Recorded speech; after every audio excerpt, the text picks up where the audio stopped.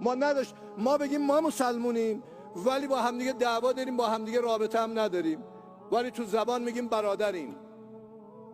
بیایید در عمل با هم برادر بشیم. ما اگر با هم چنگ به ریسمان خدا بزنیم، هیچ قدرتی نمیتونه ما رو زمین بزنه، هیچ قدرتی نمیتونه ما رو ضایع بکنه. انتم الاعلون این کنتم مؤمنین. اگر ایمان بیاریم ما برتریم، اگر باور کنیم ما برتریم.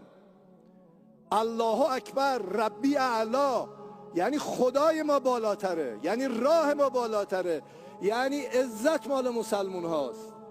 این باید در عمل خودشو نشون بده و امیدوارم این جمع شما بتونید با همدیگه برای جوامع اسلامی یک نسخه، یه دستورالعمل، یه پیام رو ببرید، نه اینکه تفرقه و